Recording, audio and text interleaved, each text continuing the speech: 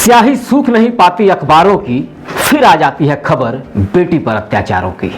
जी हां, आज फिर एक बेटी पुलिस महकमा के दरवाजे बैठी नजर आई, जिसे आस है एक अदद न्याय की, जिसके हाथों की मेहंदी अभी छूटी नहीं और शरीर पर उसके लहू के निशान पड़ गए। वो दर्द से इस कदर कहार उठी कि उसकी कहानी बेजुबान हो गई। थाने में बैठा मुंशी इतना क्रूर भी हो सकता है, ये तो पुलिसिया जांच में पता चलेगा, मगर तब ना जब जांच हो। मैं हूं रविशंकर और आप देख रहे हैं पलामू प्रमंडल की स्वतंत्र, निर्भीक, निष्पक्ष आवाज कैपिटल न्यूज। कैपिटल स्पेशल में आज देखिए ये शरीर पर बाम किस गुनाह के। औकात नहीं घर दो रोटी खिलाने का, क्यों लाते हो बहू अपनी बगिया सजाने का। तड़पाते हो, तरसाते हो, अपनी दरिंदगी से डराते हो। मर्द अगर हो दहेज लोभी, कमाकर उसको न खिलाने का। शायद यही द्वंद्व है हर उन माँ बाप का, जिन्होंने अपने प्रिया जैसे मासूम बेटी के हाथ पीले किए 6 माह ही हुए कि उनके ही समाज के संबंधी ने अपने दानव रूप दिखाया, तो मेदिनीनगर के बैरिया निवासी भरत प्रसाद के परिवार का हल्का हुआ मन फिर से बोझिल हो गया।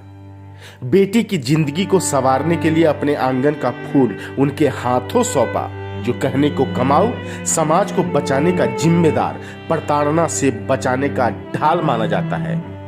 वही पुलिस विभाग में कार्यरत मुंशी उस नवविवाहिता को 5 लाख रुपए के दहेज के लोभ में जंगल में ले आकर अंधेरी रात में राक्षसों सा सलूक कर बैठता है। दहेज का मामला है। दहेज देख के भी शादी हुआ, फिर भी और दहेज मांगता है। 1 तारीख को जंगल में लेकर लड़की के मारने के लिए ले गया था जान। इसी कारण उसका बीच में लकड़ी तोड़कर बहुत मारा, जंगल में लेके घना घोर जंगल में मारा। और उसके बाद देखे कि लड़की का बुरा हाल किया है मारकर, और भी मैंने सिर्फ सांस बचा हुआ था लड़के का, नहीं तो बाकी कोई कर्म नहीं छोड़ा था वो मारकर। और उस दिन डाल्टनगंज ले जाने, जिया जी बोले कि डाल्टनगंज ले जा रहे हैं तुमको, चलो वहीं पहुंचा देंगे, अब नहीं रखेंगे अपना पास। तो ये भी तैयार हो गए कि हाँ चलेंगे। न डाल्टनगंज ना ले जा करके टांगी न जंगल में ले जाकर बीच जंगल में वहीं पे बहुत मारे डंडा से, मतलब मुआने ही के प्लान में थे, पर घर से कॉल आ गया तो उसके चलते बीच में रुक गए लास्ट में, और फिर घर ले गए इसको। गनीमत रही कि बेटी बच गई, मगर बहू के दिल में ससुराल के प्रति खौफ इस कदर बैठ गया कि वो आज खुलकर बोलने से भी कतरा रही है। दहेज का मामला है। दहेज देख के भी शादी हुआ, फिर भी और दहेज मांगता है। पहले टॉर्चर करते थे, टॉर्चर में थोड़ा बहुत मारपीट होता था, फिर उसके बाद दोबारा फिर वहाँ जाने के बाद बहुत मारपीट हुआ है। ये कोरी सच्चाई है अपने समाज का, जिसमें बैठे समाज के कुछ एक दहेज लोग भी ऐसे घृणित कुकर्म कर जाते हैं जिन्हें देख जान सुन मन में नफरत भर जाता है। उन्हें कानून का, समाज का, इंसानियत का डर नहीं होता है, जो 6 माह ब्याही युवती के शरीर पर अपने दरिंदगी के प्रमाण छोड़ देते हैं। 5 लाख रुपया मिलेगा और गाड़ी भी एक देंगे, उसके बाद हम तुमको रखेंगे, न तो नहीं रखेंगे। इसी तक कारण मतलब दबाव लड़की पर देते जा रहा था। 1 महीना पहले भी दबाव दिया था, फिर भी सबके समाज के कहने का बार बोला कि नहीं अब ऐसा दबाव नहीं देंगे, फिर भी भेजे। उसी कारण उसके बीच में वो 1 तारीख को जंगल में लेकर लड़की के मारने के लिए ले गया था जान। इसी कारण उसका बीच में लकड़ी तोड़कर बहुत मारा, जंगल में लेके घना घोर जंगल में मारा। इसी कारण उसका बीच में माँ का उसका फ़ोन आ गया, तब उसका मतलब छोड़ कर झट से उस घर आया। घर आने के बाद ठंडा पानी से लड़की को नहवाया, खाना बनवाया, तेल लगवाया अपन लड़की से। उसी डर के वजह से लड़की सब काम की, फिर भी इतना होने की जगह पर फिर भी माँ बाप को हम लोग के खबर कुछ नहीं दिया। वो का बुरा हाल किया है मारकर, और भी मैंने सिर्फ सांस बचा हुआ था लड़के का, नहीं तो बाकी कोई कर्म नहीं छोड़ा था वो मारकर। और ये टांगी नाथ के एक और जंगल में ले जाकर लड़की को मार रहा था, और उस पर इतना लाठी तोड़ा है कि सीमा अंत कर दिया, ये दरिंदगी की सीमा पार कर दिया है। बीच को माफ़ी लायक क्या आप लोग उचित निर्णय दीजिए कि क्या करें। इससे भी पहले हम एक बार और समझौता हुआ था कि मैंने ऐसा नहीं करेंगे, तभी हम ऊप तो ले आने नहीं आए, लेकिन हम ही पहुंचाने गए थे। लेकिन हम सोचे कि अब स्थिति सुधार हो गया, अब बढ़िया से रखेगा, लेकिन ऐसा नहीं किया। अब उसको उससे पास नहीं रखेंगे, और दहेज का भी मांग कर रहा है, तो हम लोग गरीब आदमी कहाँ से दे पाएंगे दहेज। तो अब तो ऐसा हरकत कर दिया कि अब लड़की भी देना नहीं चाह रहे हैं। लेकिन अब आप ही लोग इसके दरिंदगी का निर्णय कीजिए। आप हाथ जोड़ कर कह रहे हैं कि आप लोग इसका निर्णय कीजिए कि उसके साथ उचित व्यवहार क्या किया जाए। दरअसल पलामू डीआईजी से लेकर संवेदनशील पुलिस कप्तान के दरवाजे पर एक नवविवाहिता आवेदन लेकर पहुंची है, जिसके साथ तस्वीरों का एक एल्बम है, जो उसके शरीर पर दिए गए उस दरिंदगी के निशान दिखाई पड़ रहे हैं, जिसे देख हर किसी का कलेजा फट पड़े।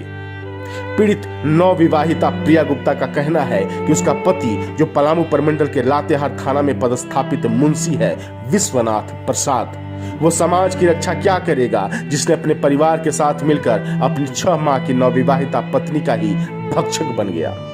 मारपीट यातना ही नहीं, बल्कि देवी स्वरूप महिला होने का भी सम्मान ना छोड़ा।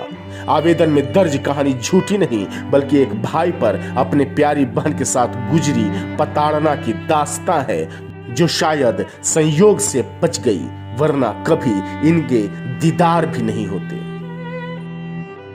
छूने के बहाने से हम तो छोटा भाई है, बड़ा भाई को पैर छूने के बहाने से लेटर एक धरा दी, सुसाइड नोट एक धरा दी। तो उसी को हम लोग ले करके गए, हम लोग तो चल गए उस समय चुपचाप। फिर गाड़ी में बैठ करके पढ़े उसको, फिर घर पे खबर दिए तो उसमें लिखा हुआ था कि मैं प्रिया गुप्ता, मेरे को दहेज के चलते ये सब कर रहे हैं, और जिस दिन से पहुँचाए हैं उस दिन से मारपीट हो रहा है मेरे साथ, और मेरे को घर वालों से बात भी नहीं किया करने दे रहे, और उधर से कॉल भी आ रहा है, तो सामने खड़ा होकर के बात कराया जा रहा है। क्या करते हैं वो? और वो बोलते हैं, उसके सास ससुर भी बोलते हैं कि इसका रहना यहाँ पे नहीं है, इसको मार दो या फिर भगा दो यहाँ से, ऐसे ऐसे उसमें लिखा हुआ था। 6 माह की नवजीवन में ही प्रिया के सपनों को चकनाचूर ही नहीं किया, उसके खुशियों का गला घोट दिया।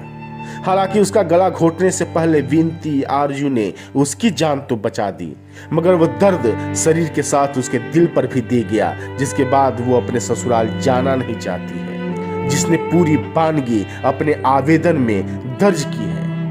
वो चाहती है ऐसे दरिंदे से रक्षक होने का तमगा छिन जाए, और दहेज के लोभ में बहू को जान से मारने वालों को सलाखे के पीछे हमेशा के लिए कैद कर दिया जाए। हम उनके साथ नहीं रहना चाहते हैं, उनको केस करना चाहते हैं। हम पलामू एसपी से मिलने आए हैं, हमको न्याय चाहिए। अब निगाह पुलिसिया कार्रवाई पर टिकी है।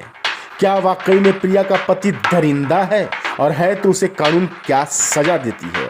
मगर जिनकी शायरी ने सख्त, सजग, सशक्त, संवेदनशील सामाजिक शख्सियत की छवि पलामू में गढ़ी है, उनके नाम एक शायरी हमारी भी बनती है। दरिंदा है अगर घर का लाल तो अपमान सबका है, लूटती है एक बेटी तो लूटता सम्मान सबका है। बनो इंसान, बनो मानव, बनो नागरिक, पहले छोड़कर तुम बात अपनों की, सजा दो मिलकर दरिंदे को, ये समाज सबका है। सहयोगी अमित कुमार भोला के साथ Tannu Nagare, bureau capital news. कैसे रोका जाएगा इन बढ़ते बलात्कारों को, यह सोचना होगा सत्ता में बैठी सरकारों को और संवेदनशील होकर प्रशासन को भी। दोष सिर्फ अंधविश्वास, अराजकता, दहेज प्रथा जैसी कुरीतियों का जितना है, उतना ही उसे पोसना उससे भी बड़ा दोष है। पुलिस मामले की जांच करेगी और कार्रवाई भी, मगर समाज में ऐसी शर्मनाक घटना सामने आए तो भाई बंधुवाद छोड़कर उसका विरोध करना धर्म भी है, फर्ज भी और कर्तव्य भी। रविशंकर का नमस्कार।